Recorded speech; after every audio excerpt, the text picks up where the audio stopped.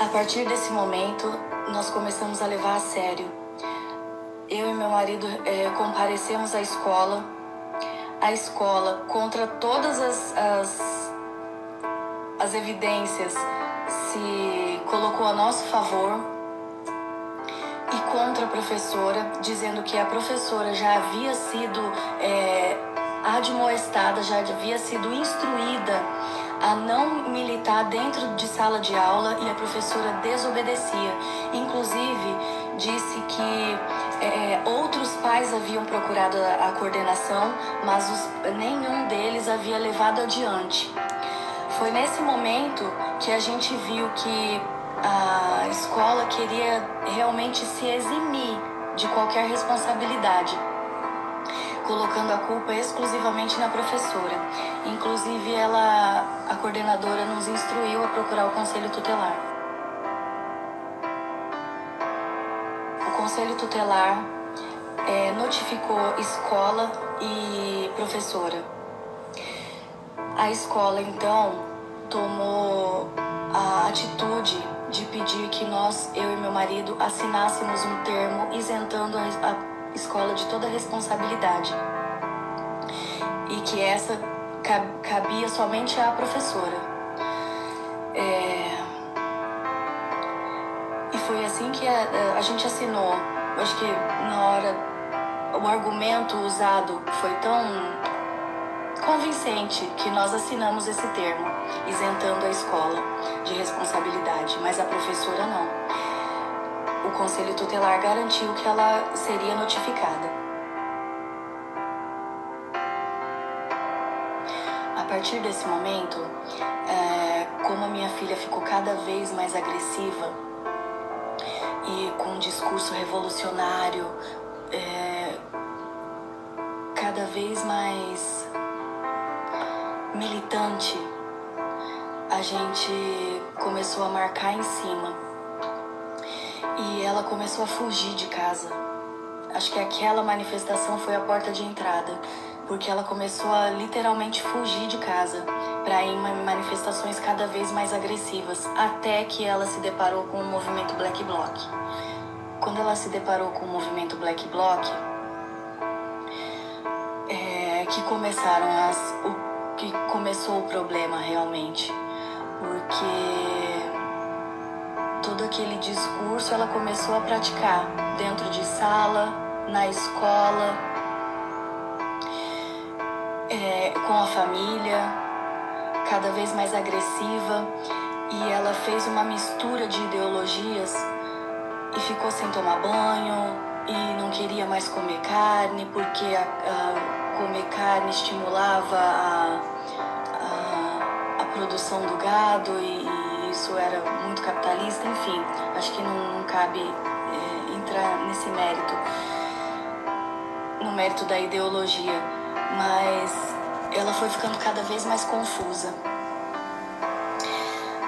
A professora, nessa altura, ela fez uma coisa muito covarde, porque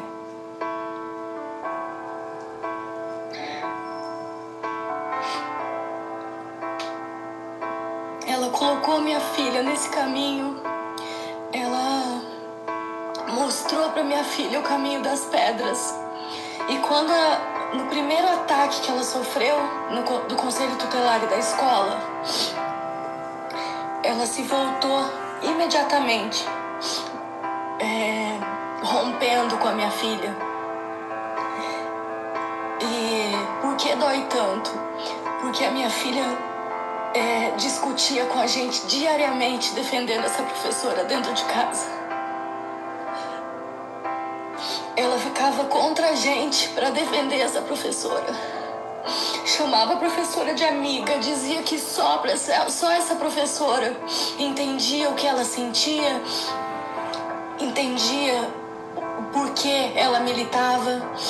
E a primeira coisa que a professora fez em prol do emprego, em prol de si mesma, foi romper com a minha filha. Eu acho que se a ideologia dela é tão importante, é tão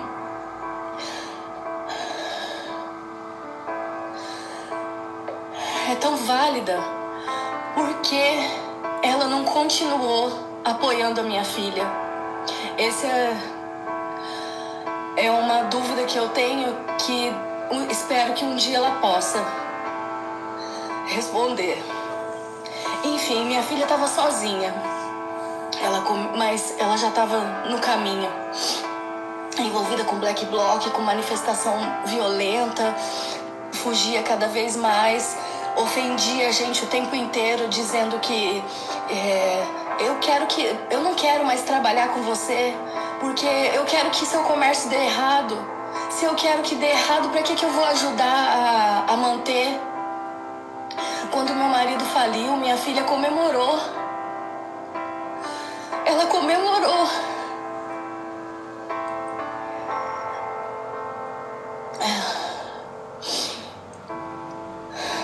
E é isso. Foram muitos episódios de discussão, embates físicos, proibições, fugas, ofensas,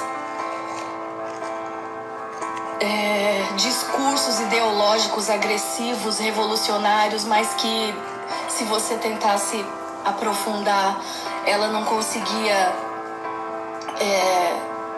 levar adiante com coerência, e isso fazia com que a gente tivesse a confirmação de que ela realmente estava muito confusa nas coisas que ela falava.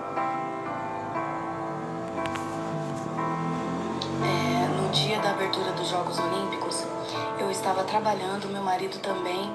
Uma amiga viu minha filha pela TV entre Black Blocs apreendidos no embate que teve em frente ao estádio Engenhão.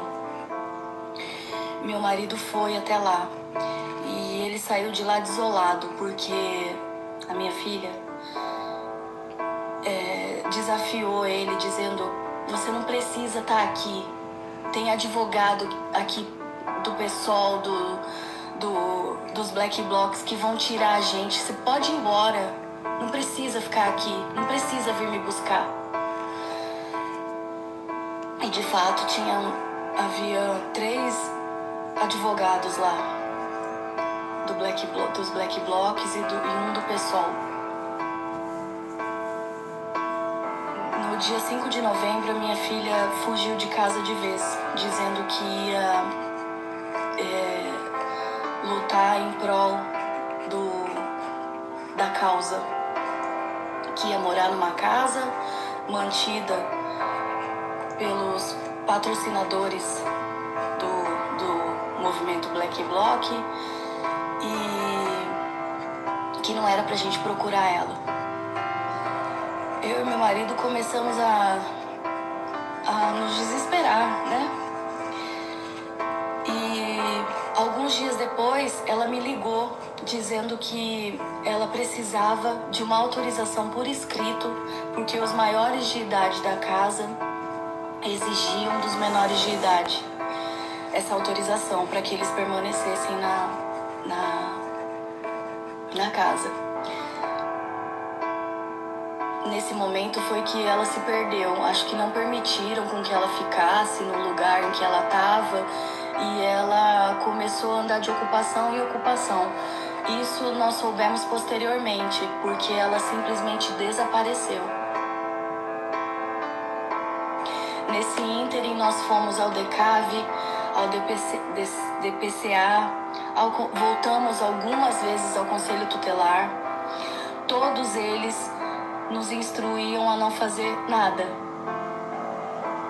Nós pedíamos investigação no DECAV, eles diziam que não podiam fazer investigação porque ela tinha saído da nossa revelia.